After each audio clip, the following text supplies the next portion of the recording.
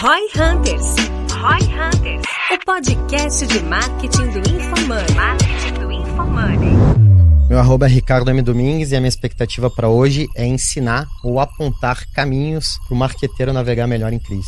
Que é arroba Denner Lippert. Minha expectativa para esse podcast é atravessar mais uma crise acelerando. Aqui é arroba João Vitor e a minha expectativa para esse podcast é conseguir compartilhar o que o empreendedor deveria fazer durante uma crise. Neste episódio, Ricardo, Denner e João revelam como eles analisam o mercado econômico e identificam a oportunidade de investir em momentos de crise. E como você pode aplicar essa estratégia na sua empresa. Escute agora no Roy Hunters.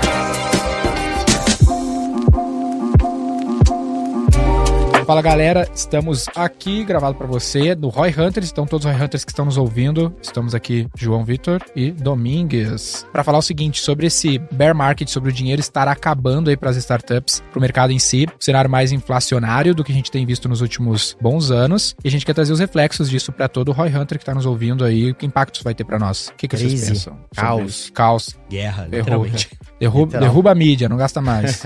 Só no CRM agora. Qual que é o overview, do ponto de vista de vocês? Grande ponto é que na maioria dos negócios, a verdade é que o impacto é perto de zero ou zero. A grande questão pra mim é que isso impacta muito dois tipos de negócios. Tu acha que tem uma espuma aí, então? Não, cara, não é que tem uma espuma, é que vamos falar a real. A padaria do seu Zé, não tem muito o que fazer, não tem muita mudança ali. Onde que eu vejo que tem um impacto grande? Mas isso em relação ao lance da falta de grana. Mas falta de grana, ao financiamento, né? E tal. Mas as pessoas continuam com demanda, cara. Eu acho que assim, business que são eficientes, geradores de caixa, sofrem menos. Quem que sofre muito agora? Quem queima caixa, ou seja, quem não consegue ser eficiente na operação por design, por qualquer motivo que qualquer seja. Startup, que tá queimando muito caixa. E iniciativas que você tem uma visibilidade de retorno num prazo muito longo. O próprio Facebook, né? Lá na Meta, eles têm aquelas várias unidades que eles estão criando, que eles falam, cara, os próximos 5, 10 anos, e aí no último quarter, no resultado trimestral, o Mark falou, cara, a gente vai desacelerar o investimento nessas coisas que são de prazos muito longos. Não vamos parar, mas vamos dar uma desacelerada se a gente vê que não tá indo no ritmo que queria. O metaverso, por incrível que pareça, foi uma das coisas que ele falou que ia manter o ritmo. Mas óbvio, teve algumas que ele falou, cara, a gente vai diminuir. E quase toda empresa tá fazendo isso. Tipo, olha, eu vou focar minha grana nas coisas que eu sei que dão resultado de curto prazo e aquelas que eu vou ter ou um risco de não ter resultado nunca, ou que o resultado vai demorar muito, eu vou dar uma segurada. É a mesma coisa que eu vejo que os negócios deveriam fazer. Você tá investindo muito em alguma coisa que é lá na frente, né? Um projeto para dar ROI daqui 3, 4, 5 anos, ou testando um canal que tá muito difícil, você tá queimando, talvez esse seja o tipo de iniciativa que você deveria pensar em dar uma segurada, porque se você precisar de financiamento externo, sim, hoje tá foda. Deixa eu te pedir um negócio assim, pra gente dar um contexto pra galera que tá nos ouvindo e é pouco atenta ou até mesmo não compreende o que tá pegando. Qual que é o overview do cenário pra gente aí aprofundar um pouco mais sobre o que a gente acha, acredita que vai acontecer e tem que fazer? Como que, não que a gente seja o super economista aqui, é o Domingues que vai dar esse overview pra nós. Inclusive fez um podcast falando por que economia é uma boa formação para profissional de marketing. Porque todo marqueteiro deveria fazer economia. Deveria estudar a economia, né? Qual que é a tua então visão estamos macro? falando hoje dia 20 de maio, né? 20 de maio, muda tudo. Acabei de olhar aqui. Acabei de olhar aqui, o Nasdaq caiu uns 30% desde o ponto alto uns 6 meses atrás, né? E na prática, o que o mercado faz, né? E o preço das ações são isso. Ela é uma antecipação do que vai acontecer na economia real. Tá bom. O mercado, ele sempre se move antes do que os demais agentes econômicos. Exemplo, março de 2020, que as bolsas fritaram. Começaram a cair antes do Covid impactar todo mundo. Exato. Então o mercado antecipa. Exato. Então, na época, acho que não tinha nenhum caso de Covid no Brasil. O Bovespa já deveria estar caindo seus 10, 15, 20%, não me lembro ao certo. Então, o mercado, e esse é o jogo do mercado financeiro, de quem investe, é sempre fazer apostas em relação ao futuro, né? Isso conversa sempre com o conceito básico do que é o preço de uma ação. O preço de uma ação é o valor que ela vai gerar, aquela empresa vai gerar no longo prazo, trazido ao valor presente, né? Colocado de forma simples. Então, o que esses 30% de queda estão falando? Que vai ter menos crescimento no futuro. Provavelmente os ventos favoráveis que, enfim, estavam acontecendo até então, não vão ter mais. Que ventos eram esses? Economia punjante, um excesso de liquidez, muito investidor, capital fácil e barato, juros subiu, então o capital hoje já está mais escasso. Isso, diferente do que você falou, acho que pode impactar bastante, inclusive a economia, a padaria do seu Zé. Então, quando a gente começa a pensar que o preço de uma ação está antecipando esse futuro, a gente está falando que tem um grande potencial de a gente ter uma recessão nos próximos não sei quantos meses. Legal. Recessão. O que é recessão? É o PIB parar de crescer, né? O que é o PIB? Isso eu tô acostumado. Você só cresce. Não, eu tô acostumado no Brasil, né? Pô, faz tempo que esse PIB não cresce. Mais uma crise, né? A gente já tá dia, acostumado. Cara, não é novidade. Assim, todo ano tem alguma coisa. Todo ano sempre tem algum tema. O que eu tenho visto dos economistas, a recessão nos Estados Unidos é a novidade, né? Acontecer uma recessão nos Estados Unidos seria a novidade. Alta de juros. Talvez. Porque a recessão no Brasil é o que tava acontecendo já, né? Não, a gente tava lento. A gente estava crescendo pouco. Recessão é crescimento negativo. Tipo o Dilma em 2015, 2016, tipo o ano de Covid. Um ponto, né? Quando eu falei que não tem muito impacto para o Zé, eu tô falando, tipo, eu não consigo enxergar muitas ações que ele possa fazer graças a isso. É diferente que ele não vai sentir. Pra ele é um ruído. Tipo, cara, se eu sou uma startup, né? Sei lá, sou startup que faz round de financiamento a cada 12, 18 meses. Esse cara sente na veia. Meus planos do que fazer vão ser muito alterados por conta do cenário. A padaria do seu Zé, talvez ela até sofra, mas assim, ele não vai mudar uma estratégia de business com isso, ou dificilmente ele vai mudar a estratégia do negócio dele. Mas talvez deveria, tá? Esse é um ponto legal de Talvez discutir. deveria. Por quê? Porque no cenário de desaceleração econômica, o que tende a acontecer? Além da inflação que a gente já comentou aqui, as pessoas contratam menos, tem menos crescimento de salário. Desemprego aumenta. Então, teoricamente, quando a gente tá falando de desaceleração da economia, tá todo mundo consumindo menos. Sim. Então, a pessoa que antes talvez ia na padaria fazer um gasto de R$100, talvez ele volte agora e, dado que tá num cenário de antecipação de, puxa, posso perder dinheiro ou vou precisar desse minha reserva, ou tenho que maneirar nos meus gastos, esse cara eventualmente vai na padaria e vai gastar 50. Padaria, ou então não ir na padaria. Sim, a padaria é um exemplo ainda de necessidade básica, né? Se tu for pensar no mercado de varejo de moda, o mercado de festas, balada, bar, esse tende a sofrer ainda mais porque são coisas um pouco mais supérfluas, né? Que a pessoa pode pensar em cancelar mais. Um ponto que a gente tá falando do Netflix, né? Que teve essa derrocada ali de volume de assinantes. Perdeu 200 mil, né? Foi 200 mil, acho que foi o overall, né? Ele perdeu muito mais do que isso. Só que o resultado líquido foi 200 mil. É um tipo de coisa que você cancelaria num cenário mais inflacionário e tudo mais, né? Então, o que é o PIB de um... Dinheiro perder valor. O que é um PIB de um país? É tudo que é produzido num determinado espaço de tempo, né? Eu vou te dar um exemplo de uma coisa que eu acho que pode sofrer de muito ouvinte nosso. Infoproduto. Bastante. Porque, pô, infoproduto é resultado de longo prazo, né? Tipo, pô, eu vou comprar um curso pra estudar e em um dia tirar ROI disso. Dinheiro secou, da onde que eu vou tirar a grana? De tudo que dá resultado no longo prazo pra mim, né? É isso. É a tendência, no caso, né? Nesse caso, até acho que é especialmente verdade isso. Alguém tem um dado de quantas pessoas acessam os infoprodutos que ela de fato compra, que terminam o curso? É menos de 20%. É menos de 20%. Menos de 20%.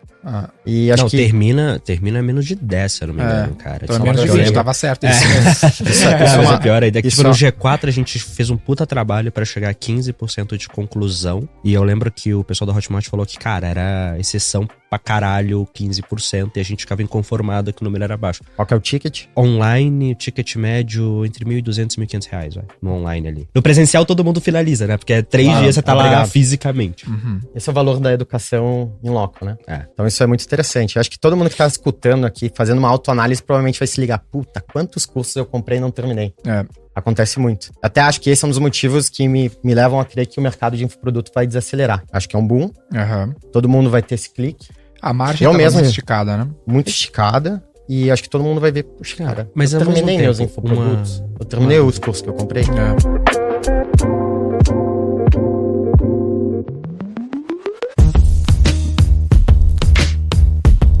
Uma dúvida que eu tenho aqui é, quando a gente olha mercado financeiro e essas coisas e os movimentos, eles têm uma conexão com o mundo real, mas por eles serem uma tentativa de aproximar, eu tenho a sensação, e tem vários estudos que mostram que não é incomum que eles exagerem os movimentos. Então, eu tava falando com o Denner antes de a gente gravar. V4 e G4. Os dois estão crescendo mais do que nunca. Se a gente fosse uma empresa listada em bolsa, a gente estaria em queda do começo do ano para cá.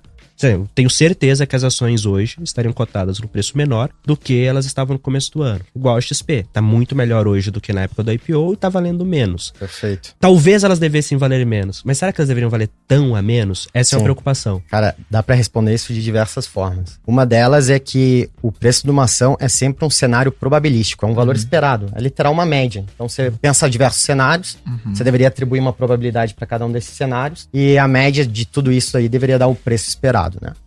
Daquela ação. Tudo mais constante, os cenários bons que você tem pro futuro da V4 ou da G4, eles diminuíram de probabilidade, por consequência da desaceleração da economia. Tudo mais constante, a possibilidade de ter cenário ruim aumentou.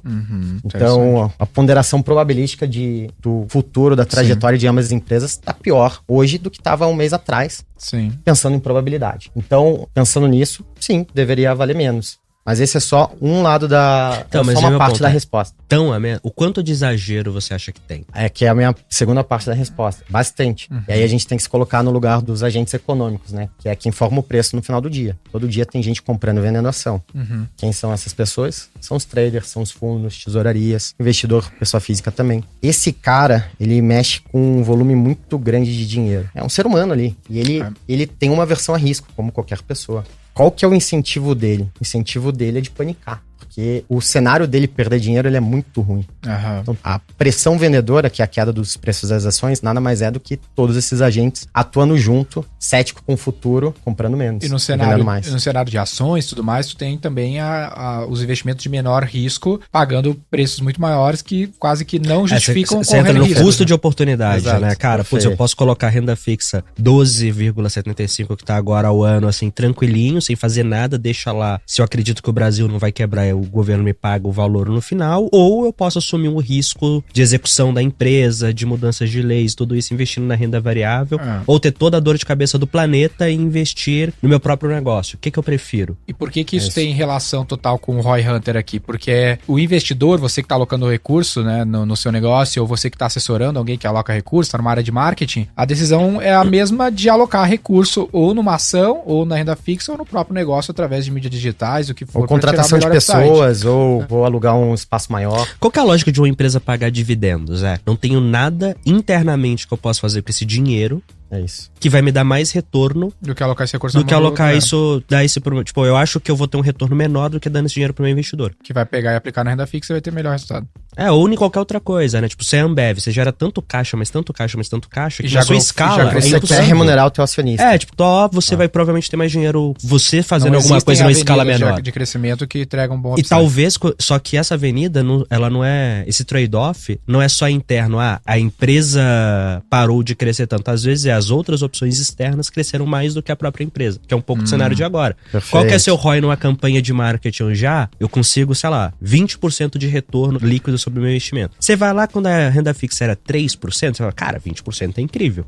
Se eu tiver agora metade, 12%, tá ótimo. Agora, 12% versus 20% com risco de execução... Se eu tiver metade, já me fudi. Exatamente, cara, exatamente. Então, esse exemplo aí dos projetos que o Ambev toma. Tudo mais constante, piorou a probabilidade dele ter sucesso nos projetos. E por isso, o nível de consciência para você fazer um investimento agora deveria ser muito maior. Então, o nível de assertividade, ele precisa ser maior, porque a chance de você perder dinheiro aumenta. E pior, dado o custo de oportunidade que você tá colocando. Mas então, a visão de você seria mais indicado, ou não mais indicado, né? Porque não dá pitaco no negócio dos outros sem saber é foda, mas na sua visão, nos negócios de vocês, pisa fundo ou tira o pé? Minha opinião, disciplina de custos agora vai ser fundamental. Essa resposta depende muito do nível de caixa que você tem, do teu negócio, quanto ele cresce, o quanto que você deveria estar preparado para o futuro. Tudo mais constante, você deveria ter mais caixa pensando nesse cenário de cauda. O que é o cenário de cauda? É um cenário de caos, que é o cenário que você não consegue nem antecipar. Mas todo dia, todo momento a gente acorda e existe cenário de cauda. Um Covid é um cenário de cauda. O que é um cenário de cauda, então? É um cenário com baixa probabilidade de acontecer, mas se acontecer, ele te mata. Ele mata o teu negócio, que é o risco da ruína. Perfeito. Cara, minha leitura. Disciplina de custos, assim como o Domingos falou, tá mais importante do que nunca. Felizmente, eu sempre fui paranoico com esse negócio. Sempre tive muita na empresa. Ótimo. Então, o que eu vejo? Core business, onde você tem muita confiança do retorno que você tem, você deveria investir mais do que nunca. Por quê? Porque quase todo mundo vai panicar e deixar de investir. É que nem Covid. Quem que se deu muito bem quando o Covid reduziu? As pessoas que durante o Covid entenderam que, olha, essas coisas aqui vão acontecer. É passageiro, porque ciclos econômicos são passageiros. Eu vou investir para quando sair eu estar melhor que todo mundo. Eu vi muita empresa que sobreviveu ao Covid e morreu logo depois, porque na hora que as coisas voltaram, ela não aguentou o ritmo ali depois. É que nem o navio afundou, você continuou nadando até a praia, mas você nadou bebendo água do mar. Chegou lá desidratado e morreu na praia.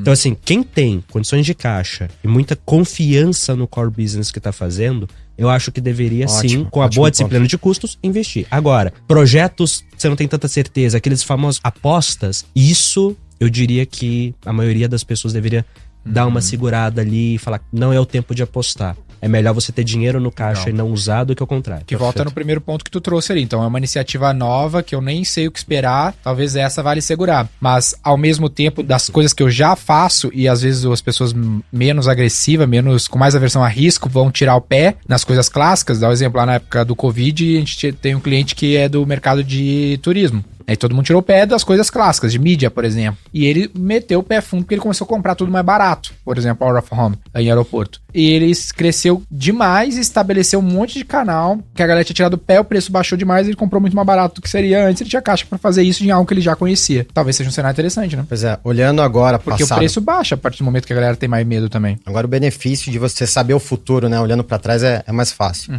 Mas ele tomou um baita de um risco. Poderia ter dado e gerado e ocasionado ruína. Então, tudo mais constante para tomar essa decisão aqui. O tudo mais constante eu repito muito porque ele é bem importante, né? São muitas variáveis. Tem que isolar a variável. Tem que isolar muita variável a todo momento. É um tabuleiro super dinâmico, com muito fator. Todos esses fatores têm um cenário de probabilidades também. Mas voltando ao teu ponto, né? Investir, acelerar no teu core ou não. Muito importante olhar o tabuleiro. O que é o tabuleiro? A concorrência. O que os demais estão fazendo? Qual que é a expectativa de para onde eles vão? Será que, puxa, eu tenho caixa para acelerar para quando... Porque as coisas vão voltar. Elas sempre vão voltar. No longo prazo só tem uma direção, para cima. As coisas vão melhorar. Se você não acredita que em algum momento vai melhorar, você deveria fechar seu negócio, renda fixa e ficar de boa. Porque assim, Fica em casa. por definição, a grande questão é em quanto tempo vai melhorar e o quanto vai piorar antes de melhorar. Quanto eu tenho de fôlego. Mas a gente aqui, todo mundo assume que, olha, vai melhorar. Perfeito. Quando?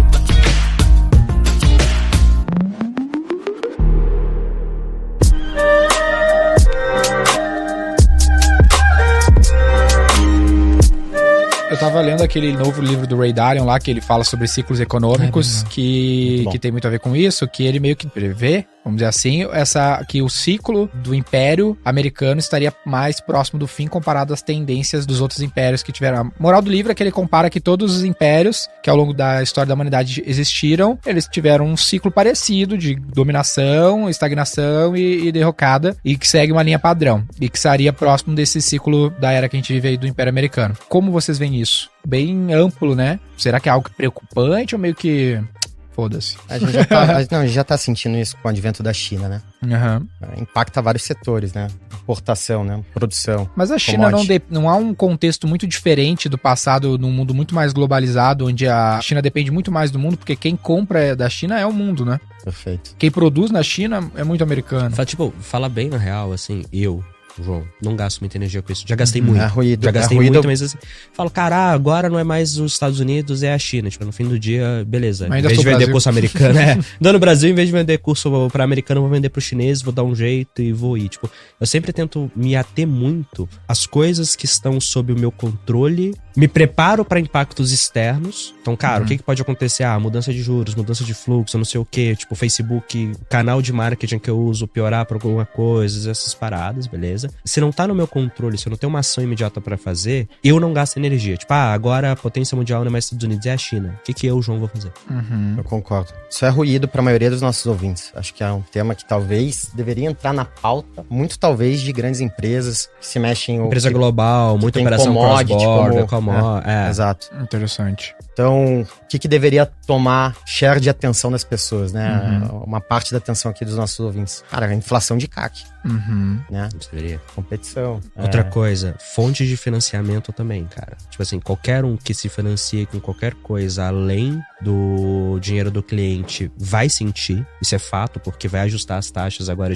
Todo mundo que era taxa fixas mais alto. Não, nem só startup. Startup mais ainda, talvez, porque é a maior taxa de desconto normalmente no mercado, né? Que um investidor de startup de alto risco pede. Mas assim, você pagava CDI mais 1. Era uma maravilha. Eu vi muita gente pegando CDI mais 1, CDI mais 2. Quando o CDI tava 3, 4, ok. CDI foi de 3, 4 para 12. A TIR do seu projeto foi toda embora. E agora você precisa de um novo financiamento. Você precisa de fazer um alongamento de dívida. Então todo mundo que trabalha com dívida sente muito. E, pelo menos no curto prazo, eu acho que consumer products vai sentir. Porque o brasileiro não poupa. Essa é a grande realidade. Então, assim, ele depende do salário mês a mês, das contas mês a mês, para consumir. É o famoso da mão pra boca, né? Então, assim, se você vende pra galera que vive assim, Essa é a galera que no curto prazo sofre mais com a inflação, porque agora a conta do mercado é maior, a conta da energia é maior, todas as contas são maiores. Sofre mais com desemprego no curto prazo, porque perde o emprego e não tem uma reserva financeira para continuar a manutenção, então tem que cortar custo. Então eu acho que esses são os dois cenários mais, olha, taxa de desemprego, salário médio e quanto dinheiro sobra no bolso do seu cliente, dívida, são as coisas mais importantes agora. Você tá no mercado que, putz, eu vendo pra classe A que sofre menos com isso, você vai sentir menos. Sim. Ah, eu não sou empresa endividada. Você vai sentir menos. Quer dizer que você não vai sentir? Não. Quer dizer que talvez não seja a discussão que você deveria levar no seu conselho semana que vem e perguntar sobre o Facebook, por que seu time não tá fazendo mais vídeo ao invés de foto, seja mais importante. Então eu acho também que teria um alinhamento de expectativa do que esperar de CAC e ROI também, né? Porque teoricamente vai subir, Abaixo. vai baixar a expectativa. O ROI vai abaixar. O ROI potencial deveria abaixar. Então, amanhã tu vai ver uma derrocada nesse resultado e tu vai pensar assim, puta, será que é o quanto é contexto, o quanto é competência do time, né? Porque tu vai ter um CAC mais alto, talvez, e uma conversão menor que vai impactar o delta ali de retorno sobre investimento. Tem um lado bom de crise e desse tipo de momento, que é nesse momento que surge criatividade, inovação, necessidade e soluções.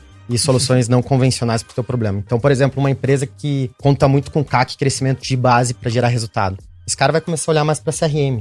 Porra, ele já tem eventualmente 100 mil clientes. Será que eu não deveria estar focado em extrair mais suco? Pareceu meio grosseiro, mas, porra, gerar maior LTV dessa base que ele tem versus trazer um cliente novo, com todo o risco que isso Às traz. vezes ele foca em negociar melhor também, né? Não ficar mais querendo trazer venda a qualquer custo. Perfeito. Então você vai lá e cobra o seu time comercial de pensa melhor nessa parcela, melhor nesse desconto. Aloca melhor energia, prioriza melhor, escolhe melhor as batalhas. Sim. Coloca energia onde tem mais valor. E isso do que vocês trouxeram tem muito a ver com esse movimento que a gente vê das próprias startups demitindo um monte de gente, mudando um pouco a matriz econômica do negócio, a forma de sustentar o modelo de negócio, já prevendo possíveis faltas de dinheiro, né, para financiar o negócio. Já está acontecendo, né? Nem já está acontecendo. Já está acontecendo. Então, o que uma grande parte das startups fizeram nos últimos anos, né? Com tanto capital, com tanto potencial de valor para destravar do lado do investidor, via essas teses, vamos pegar um Nubank, super lucrativo para aquele que está investindo, né? Pô, tese sedutora, tá resolvendo um problema interessante que o Brasil tem, nível de serviço e tal. Faz todo sentido o investidor colocar dinheiro, sabendo que vai gerar prejuízo no curto prazo, mas no longo prazo está criando um negócio sólido. Esse capital abundante e essa tolerância à perda de dinheiro no curto prazo para construir uma plataforma de crescimento para o futuro dentro de um setor relevante, essa tolerância caiu bastante. Então, o que eu vejo que aconteceu bastante em vários setores nesse mundo de startup? Quem captura o valor de curto prazo do dinheiro do acionista, desse dinheiro de investimento, é o cliente. Vamos pensar um iFood da vida, né? Tá queimando caixa. Fazendo lá cupom de R$10, R$20 todo momento. Ela queima caixa, mas aquilo lá tá na conta dela de curto prazo, é parte do CAC dela, pensando que, porra, eu vou ser o ganhador de longo prazo e eu vou prender todo mundo na minha plataforma. Aquilo lá é quase que uma cocaína para crescimento, né? Quem que tá financiando esse prejuízo? Quem que tá capturando o valor deste prejuízo que o iFood tolerou? É o cliente, né? Então, de alguma forma, no curto prazo, o dinheiro do investidor está indo, dentro de uma cadeia mais ampla, está indo pro cliente. A gente vai ver menos isso. Então, essa tolerância a esse tipo de, no final do dia, um risco, ela vai criar bastante. Tu não acha que esse excesso de liquidez que a gente viveu também gerou uma miopia no ponto de vista do empreendedor, dele falar assim, não, eu preciso encontrar avenidas de crescimento que queimem caixa, mais tecnologia, são os melhores múltiplos. Não, ele é cobrado por isso. Ele pode ser ineficiente, cara. Ele podia, assim, né? Cara, ele podia. Aliás, isso é uma coisa, a gente estava discutindo num grupo ontem, que muito empreendedor, ele não entende que ele e o fundo que investe nele não tem o mesmo incentivo. Qual que é? O que o fundo quer? Muito bom ponto. O fundo de investimento, ele quer o quê? O melhor delta de valuation em 5 anos. O que o empreendedor quer ou deveria querer? Construir o melhor business possível. Sólido, de longo, que gera valor. tipo prazo. É perpetuidade. Entre aspas, foda-se o valuation, eu quero ter o melhor business possível. E em vários momentos, essas duas coisas conversam. Um bom business deveria aumentar o valuation e assim por diante. Mas, tipo assim, o incentivo do fundo é a regra de valuation que o mercado tá olhando no seu negócio por exemplo, múltiplo receita. baixo. É múltiplo de receita. Então foca em trazer receita nas minhas e conversas esquece com o o fundo resto. foi isso aí, ó. O múltiplo maior é tech, tem que botar tech aí. tem que ter uma matriz tecnológica, senão o múltiplo é muito baixo em serviço. Exato. Vamos tomar ações precipitadas para mudar a matriz só para colocar tech, só para conseguir um valuation. E provavelmente falou-se muito de crescimento, né? Mais do que lucratividade. Mas no meu caso, a gente já vinha crescendo 10% ao mês de receita. Só que o seu valuation muda totalmente. Só que o meu múltiplo de valuation é de serviço. Se eu fosse SaaS, o múltiplo era menor. Então até a advisory nossa falou assim, não, se a gente fizer uma narrativa por aqui, vai parecer mais tech. E o caralho, porque o foco do investidor é o múltiplo de valuation. Não é necessariamente o melhor business, é o business que vale mais dinheiro. Hoje, eu vejo que ficou mais claro, ou deveria estar mais claro pros empreendedores, pelo menos, pro investidor nunca muda. O investidor é sempre o múltiplo de valuation, que é assim que ele ganha dinheiro. Mas pro empreendedor, ficou mais claro que o foco agora deveria ser, cada vez mais, o melhor business possível. Qual que é o melhor business possível? O business que mais gera caixa. Então, saiu de receita, de EBITDA, de número de clientes pra como é que eu garanto que quando eu olhar meu saldo na conta bancária amanhã, ele vai estar melhor do que hoje? Como é que eu gero mais caixa? E é caixa mesmo no banco, que ainda tem essa questão de contábil versus caixa de verdade, essas coisas. Foca em o saldo bancário do seu negócio tá maior a cada dia. Eu diria que é a chave do momento. E aí vem a pergunta pra vocês. Do momento, a gente sabe disso. Quanto tempo de inverno vocês esperam pela frente? Tudo mais constante. Difícil de prever, mas eu consigo, fazendo paralelos com outros ciclos, que a gente pode ter 1 ano e meio de turbulência aí pra frente, tá? Além do que a gente, tipo, vamos falar que hoje fosse 1º de junho. Você tá falando 1 ano e meio a partir de agora, ou já tá incluso 5 meses de turbulência que já tive? A gente tava andando de lado, né, eu acho. Também depende dos fatores, né? A gente tá falando de bolsa ou a gente tá falando lá do seu Zé? Vamos pensar mais economia real e menos as ações na bolsa, que eu acho que acaba sendo mais... A economia real nem impactou ainda, né? Aquilo que a gente falou que o mercado antecipa. Então acho que a economia real vai começar a sentir daqui a alguns meses. Eu acho que pode durar 1 ano, 1 ano e meio. Talvez 2023 seja o ano de crise na real, né? Perfeito. 2024, uma recuperação. Agora, um cenário bom aqui é, depois da crise, vem um cenário de recuperação. E tem várias oportunidades. Um monte de gente, quem escuta o Roy Hunters, quem é um Roy Hunter há mais tempo, já tem mais controle do que tá fazendo. Então, talvez consiga tomar decisões mais inteligentes. O cara que tá ouvindo o Roy Hunters pela primeira vez, não sabe o que tá pegando com a vida dele, ele vai ficar aí, caralho, confuso com a situação e foda-se, para de fazer isso e joga tudo no renda fixa. Excelente momento pra repensar o processo. Excelente momento de ouvir todos os episódios do Roy Hunter novamente. 140 maratonar. Maratona em cima disso.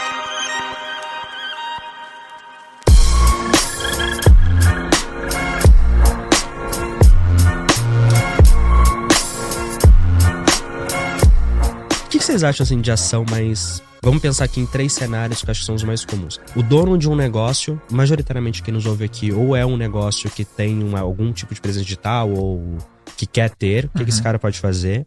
O profissional de tráfego que já tá ali dentro, o profissional de marketing já tá ali dentro de um negócio assim, e a pessoa que tá querendo entrar nesse mundo hoje. Pensando em cada um desses, o que vocês diriam que seriam? Cara, uma dica pra cada um.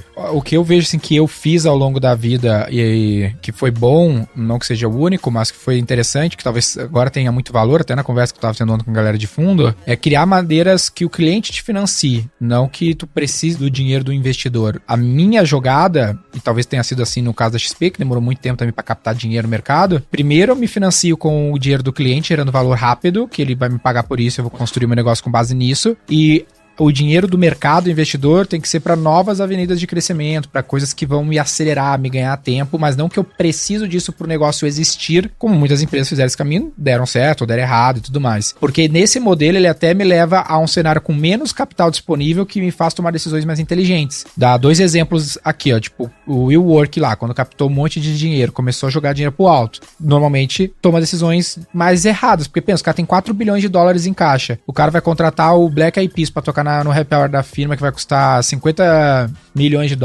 meio que foda-se, o cara tem 4 bilhões, entendeu? Ele perde a dimensão e começa a tomar. Você tira a criatividade, vai pra solução fácil e não pra melhora. Exato, que é um outro ponto. No caso da XP lá, o lance que vendeu o curso lá no começo, ou quando eu criei a franquia como um jeito de sustentar o meu modelo, o lance do meu cliente me pagar pré-pago, eu transferi o CAC pro meu franqueado, que eram maneiras de eu criar uma flywheel e o modelo do negócio ficar mais sustentável. Não, vamos lá, essa injeção quebra a cabeça pra tornar o negócio mais sustentável, né? Esse excesso de liquidez e de recursos, ela literal uma cocaína. Uhum. Então ela valoriza, ou no curtíssimo prazo pelo menos, né? Ela ajuda quem tem essa visão megalomaníaca e a despeito de eficiência operacional e eficiência e disciplina de custos, né? Então o cara, porra, ele opera como se não existisse restrição orçamentária. Isso cria um vício muito grande de longo prazo. Então um founder como, vamos pegar o caso do WeWork, né, cara? Um founder jovem, sem talvez muitas horas de voo, sem ter essa noção que um dia ele precisa ter essa eficiência operacional. Cara, no momento em que esse dinheiro secar, como que vai ser a próxima pernada da empresa? Sim. Que foi construída em torno de uma cultura, porque isso acaba impactando cultura também, né? De excesso de capital. Então a gente tá no momento em que a produtividade e lucratividade dos negócios vão ser muito mais valorizados do que, crescimento, número de base de usuários ou qualquer métrica do tipo. O que eu acho? Wrapping up, né? Amarrando tudo que eu falei aqui agora. Muitas empresas que cresceram nesses últimos anos vão ter bastante dificuldade de adaptar cultura, modelo, processo, pessoas a uma realidade onde o lucro vai ser importante, a eficiência operacional e resultado sustentável no longo prazo. Boa. Dono de negócio, pra mim, seja mais criativo, não trata o dinheiro como sendo a solução pra todos os problemas. Dinheiro é importante, você tem que ter, mas assim, joga menos dinheiro no problema, pensa em soluções mais criativas do que você faria antes, foca majoritariamente em geração de caixa. Essa métrica mais importante de qualquer negócio, um downturn, é geração de caixa. Porque enquanto você tiver caixa, enquanto você tiver dinheiro disponível, você consegue dar um jeito no resto. É isso. Na hora que o dinheiro acaba, aí já era. Então você proteja a sua geração de caixa. Boa. Não, só respondendo aqui, cara, pro dono de negócio, né? O que eu gosto de falar? Eu gosto de falar isso em qualquer cenário, mas acho que em crise isso é especialmente importante. Fazer menos coisas e fazer melhor. Né? Então aprofundar e afunilar a quantidade de agendas, de teses, de projetos e focar em executar para extrair o máximo de suco daquelas que são prioritárias com mais potencial. Então, obsessão por foco. Eu gosto de pensar muito em Pareto nesse momento, né? Qual que é o Pareto, né? O Pareto é o 80-20, né? O Pareto tem que ser muito importante hoje em dia, nesse momento, né? Isso vale para tudo, tanto nesse nível de, qual projeto eu vou escolher, focar, até no nível mais micro. Qual cliente eu vou focar? Que eu acho que é uma baita oportunidade em qualquer cenário também, que é qual que é o Pareto do meu resultado aqui. Provavelmente a maioria dos empreendedores aí vão ver que, cara, eu tenho esses 100 clientes aqui representam 50% da minha receita. Eu deveria gastar o mesmo tempo de energia desses 100 clientes de forma uniforme para toda a minha base, ou eu deveria, cara, o que eu faço com esses 100 clientes? Legal. Maximizar a LTV. Então o Pareto vale para tudo. Bom demais. Eu vou contratar um CFO aqui para ver se arruma casa. Boa.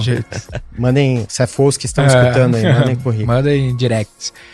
Galera, tem um recado importante que eu quero falar para vocês. A gente tem agora uma oportunidade de você estar aqui nessa mesa, fazendo um podcast com a gente. É um pod mentoria, tem que inventar um nome para isso, mas é uma troca de ideias sobre o seu negócio aqui na mesa com a gente, com os co-hosts do Roy Hunters oficiais aqui em São Paulo e quem sabe umas outras agendas. Para conseguir ter essa oportunidade, é meritocrático. Basta você clicar no link que tá aqui nas descrições do podcast e participar do nosso programa de indicação. Você compartilha o podcast, cria lá um linkzinho, clica no link aqui, vai fazer o teu cadastro, vai gerar o teu link, você indica o podcast pros amigos, o amigo clica e escuta. Quem indicar o número lá para destravar o prêmio Master está aqui com a gente em São Paulo gravando um episódio presencial conosco, mas tem outros prêmios para quem não conseguir indicar o número lá pro Prêmio Master. Então o link para te participar tá aqui na descrição. Se você gosta do podcast, participa com a gente. E ainda vai estar ajudando um amigo. Ainda vai estar ajudando um amigo. Boa.